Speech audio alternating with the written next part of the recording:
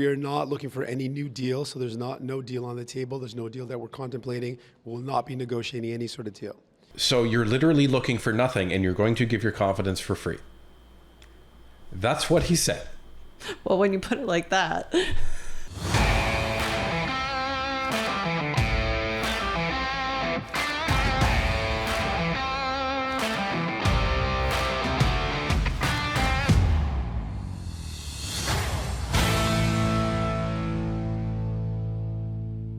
Jagmeet Singh found himself firmly and predictably planted in his self-made political corner today when he was challenged to finally answer whether he would be supporting the Conservative motion to topple the government. After almost 2 weeks of refusing to answer, he finally told reporters what everyone already knew. And the only thing missing was a shocked Pikachu face. Let's take a look. New Democrats came to Ottawa to get stuff done, to work for people, to fight for people, not to play Pierre Poilievre's conservative games. So we will not be supporting Pierre Poilievre's motion. His plan is to not only cut Pharmacare, he wants to cut healthcare. Okay, I have to stop this because I am so distracted by how creepy Peter Julian looks right now. Yeah, he does look a little extra creepy right now. Like personal space, like it's just it's bizarre. It's very bizarre. And it's creepy. But above and beyond that, do you think Jagmeet realizes that he's outside of the House of Commons and cannot make statements like, oh, well, Pierre Poilievre is going to cut healthcare? I don't think he cares. I really don't think he cares. That's the dangerous game to play. Sure is. He wants to cut pensions. He wants to cut dental care.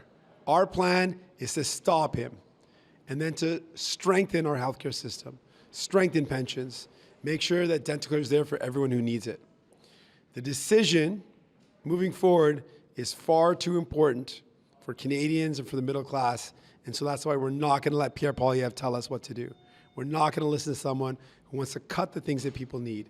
Right now, Canadians need relief, not more cuts. We've got people's back. Listen to this guy. I'm not going to evaluate the motion on its merits. I'm not going to evaluate this government on its merits. I'm not going to evaluate whether I should or should not have confidence in this Trudeau government after all they've done. After all these Canadians that are coming to us and telling us, you know, you need to wrap up that agreement. We do not want a Liberal government anymore. But Jagmeet Singh, one single man, is making the choice for an entire country on whether or not to go to election. Well, and he was even, having Canadians follow him the day before on Parliament Hill, telling him that there needs to be a election and there needs to be one soon.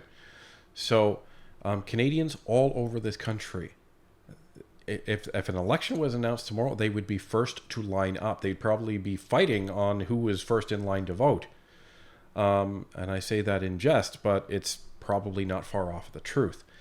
So, yeah, but here's a guy that's just saying, well, Pierre's telling me to do it, so I'm going to do the opposite. Okay, so if Pierre told you not to vote for the confidence, of Pierre or of Justin Trudeau, would you say that you would then vote against, Justin Trudeau? Like, give me a break. Like, he sounds like a child. He is a child. Why didn't you say this yesterday? We are letting you know today. Why didn't you say this yesterday? We're letting you know today. Bravo. Probably because the Bloc made you look bad because they were asked once. They were asked once. Are you going to support Pierre's motion? No. No, they're going to try to milk the Liberal government for whatever they can get. And if that fails, then they're going to vote non-confidence. Yeah. And meanwhile, Jagmeet has been asked over 40 times since he himself said, we ripped up the agreement. And you couldn't answer. You just had your lame talking point that made you look like a royal idiot. And now, why didn't you say this yesterday? Well, we're letting you know today.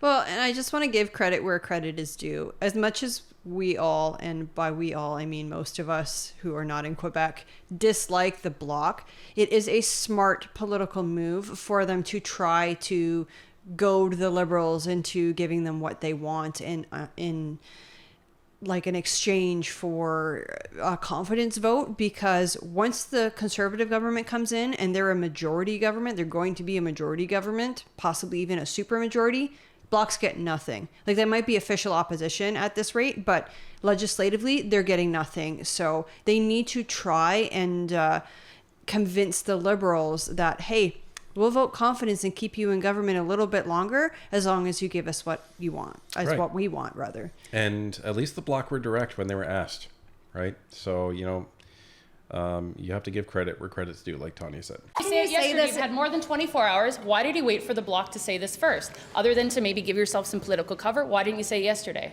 We're letting you know today. But how can you say this when you've said Trudeau must go repeatedly? How do you square that? And this is the problem. This is what we said would happen, and the corner that he put himself in. And Peter Julian is sitting there with that, again, very creepy little smile on his face, just staring at Jagmeet's neck for some reason. I don't know what's going on there. But you heard it on Northern Perspective first, that this is exactly the situation that he would find himself in if he kept this up. Yeah, and now he's being forced to answer all of these questions. In the next election, people have a choice. I stand by my words. Trudeau has let you down. Trudeau has let you down and does not deserve another choice. We are building a movement. We've shown that with 2 by-elections where we were the only federal party that was in the competition, that won one and was in the competition in the other. We were the only federal party competitive in the island of Montreal, on the island of Montreal, and in the suburbs of Winnipeg. Oh, you're building a movement, all right. And Pierre and the Conservatives thank you for it, because you're building the blue wave along with them. You went down like 10 or 15% in Elmwood Transcona. Meanwhile, the Conservatives went up 10 or 15%. There was only a 4-point gap between the Conservatives and the NDP in an NDP stronghold. The Conservatives actually consider that a win. Well, and also the Conservatives went up in the Émard or La Salle Émard Verdun riding as well. They did. Conservatives traditionally don't do so well in Quebec, and especially in Montreal, but they gained some vote share in that by-election. That is significant. And Jagmeet, your polls are going down. And they're going to go even further down. Right. Now that you've completely reneged on this, remember, like, the only reason Jagmeet ripped up that agreement is to try to hold on to Elmwood Transcona. Now the fact that he's essentially stitched it back together, everyone's going to be like, WTF, dude. And he just massively hurt his credibility. Well, and if you look at that Pharmacare bill, it's like a framework bill. It's a nothing bill. Yeah, anybody who is banking on the NDP getting this Pharmacare bill through the Senate and receiving royal assent anytime in this session and then actually getting Pharmacare, within a year, it's not unfortunately, it's not going to happen, because if you look at the legislation of the bill itself, it says that once this bill is passed, they will agree that in a year, then they'll start work on a Pharmacare bill. Right. And then it also talks in a year, they need to convene a national formulary, and they need to convene these other committees and all of this other stuff. So it's going to be a couple of years before people get any medication. It's ridiculous that he's holding out on this Pharmacare bill, because hypothetically, now I'm kind of guessing here. I don't have any proof that the Conservatives will do this, but if I was forming government, this is what I would do, because within, the next session, that Pharmacare bill is going to pass. And in that bill, it says within a year, we are going to create another bill and a national formulary and all this other stuff to actually get Pharmacare going. Well, as an incoming government, you can just go, no, you're not. We're going to axe all that and get rid of all that. Yeah, we repealed the bill. Yeah. So why is he putting Canadians through misery for a framework bill? So we are building a momentum. We're building a movement. And we're showing people that we can stop conservative cuts.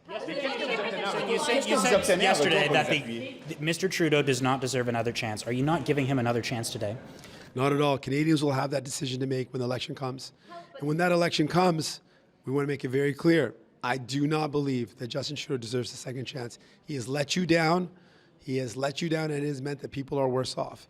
And if things are bad now, Pierre Poilievre's proposing a future that will be even worse. And right here, things are bad now. You helped that. Right. You allowed that to happen. You supported it. You voted it. And he doesn't believe in giving Trudeau a second chance, but he believes in giving him a third chance, a fourth chance, a 20th chance. Like, this guy has voted confidence in this government for the past 2 years. And even though he ripped up the agreement, he's still planning to do it. Like, does he not hear the cries and the sorrow that Canadians are going through right now? It's tough for everybody. And he's just ignoring that and going, well, you know, it's going to be worse under Poilievre. Let Canadians decide that. You are not the arbiter of our democracy. Well, as far as I'm concerned, this is the death of Jagmeet's leadership, and this is the death of the NDP party. Because I can't see how anybody can take him seriously after this. Like not at all. We knew this was going to happen, but knowing something's going to happen is very, very different than watching it, you know, unfold in real time, explode in slow motion, Yeah. as what is happening here. So we are here to stop conservative cuts, and I'm here to become the next prime minister of this country. Say, how can you seriously say you were competitive in Montreal, where you campaigned months ahead of everyone else and you lost by coming in third place? Oh, burn. It's like Ricky Bobby. If you're not first, you're last. Sounds like you were last, Jagmeet. And yeah, you guys were campaigning like hard. And you were also running against a Liberal Party that lost all its volunteers, and you still finished behind them. Yeah, that's right. Volunteers are very, very important for any election campaign, whether it's general or a by-election, because these are the people who are knocking on doors. These are people who are calling up constituents and saying, would you like a sign on your lawn? I can bring that over to you. They're the people placing phone calls and saying, are you going to vote for NDP today? Like, when you have none of that, or at least you've taken a huge hit in terms that your I think it was like 50 volunteers were gone. So a good portion of them are gone. And as the NDP, you still lose against that. Like, well, and you lose against the Bloc and you lose against Justin Trudeau. So people would have picked Justin Trudeau over you. What does that tell you, Jagmeet? right. This was a very tight race, difference of 600 votes. We had the biggest growth of any other party. We are the only federal party, literally, that was competitive on the island of Montreal and in the suburbs of Winnipeg. No other party federally was competitive in both ridings. We are building momentum. We are building a movement because Canadians want an alternative. They feel let down by Justin Trudeau. I agree with that. That's why I'm saying he does not deserve another chance. And people don't want the cuts that Pierre Poilievre is proposing. Those cuts are going to hurt people. And that's why we're saying we are that alternative. We have shown that we can stop conservatives. We can beat them. He doesn't deserve another chance, and that's why we're not going to give it to him, but Well, that's exactly what's going on. But listen to this hubris, like, because let me frame it a different way. What he's saying is Canadians shouldn't give Justin Trudeau another chance. He doesn't deserve your vote. That's all he's saying. I will give him as many chances that I want, but whenever that election comes, you shouldn't vote for Justin Trudeau. That's what he's saying. Yeah, that is what he's saying. And that is the part that I think bothers me the most, is that, you know, he's trying to put this on Canadians. Well, you know, he doesn't deserve another chance, but, you know, just wait it out. I'm going to keep him in power until I'm ready to go, and then you will vote for me. Yeah. It is such hubris. It's gross. Like, I don't typically pay attention to provincial politics. Obviously, federal is our realm, but was this guy as lousy a politician at the provincial level as he is at the federal level? I don't know. I mean, he thinks Canadians are idiots. He thinks that we can't read through this double talk and this garbage. Well, and he's saying we're building a movement. Do you really think it's a good idea to wait until the last year of the government to start building your movement? Clearly he does. Like, and he's also saying Canadians don't want Pierre Poilievre's cuts. Canadians want their taxes cut, which is why almost 45% of Canadians have said, I'm going to vote Conservative. That's what they're looking for. That's a huge number. 30 is often considered a majority, and 45 is a huge number. Was your behavior appropriate the other day with the protester? It looked like it was going to come to blows, sir. I don't tolerate bullies. We've seen what's been happening on the Hill for the past couple of days. We got these guys that are intimidating staffers, yelling at women, harassing people. I've had people in my own caucus that were harassed and intimidated. And sometimes you got to stand up to a bully. So We were there. Yeah. Of course we were there. And there was some crazy stuff that went on. What was the most crazy stuff is that, yeah, there was protesters there. There was protesters near West Bloc and on the corner, I believe it's Wellington and O'Connor. Yeah. So they're protesting. They weren't violent. They were protesting. That's fine. They were loud, but I mean, protests are loud. What do you expect? And there wasn't like, hundreds and hundreds of them. Probably about 50 of them. Yeah, I would say about 50. Here's the very bizarre thing that happened is that I don't think they knew who was who, or maybe they didn't care, because a Liberal would walk through and they would, start yelling at them. Fine. And then Andrew Scheer walked through and they started calling him traitor and started calling him names. And it's like,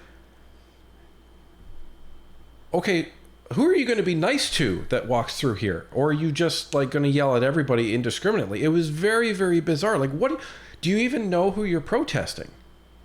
Well, and it could have been a protest for all politicians. We don't know. Honestly, we weren't close enough to the action. We did see it from where we were standing, but... Well, if that was the case, it's confusing because they had the F Trudeau flags, which is, you see them everywhere.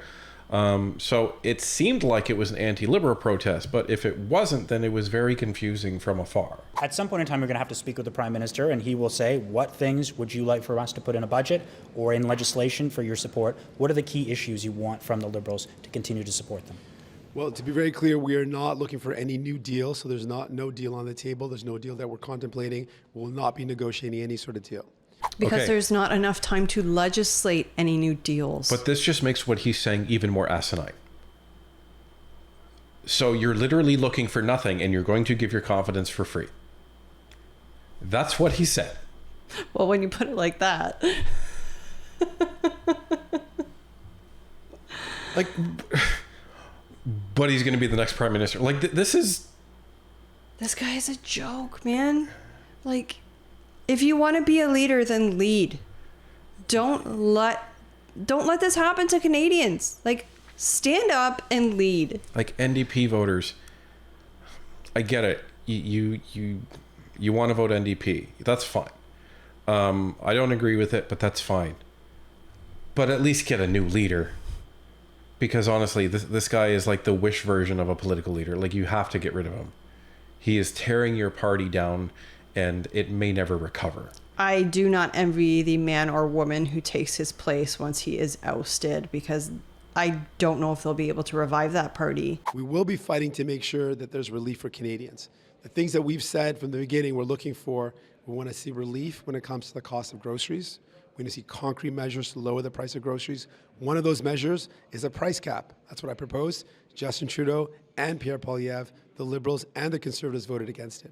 Another measure that I'm looking for is relief when it comes to housing. We need to lower the cost of rent. Rent is sky high.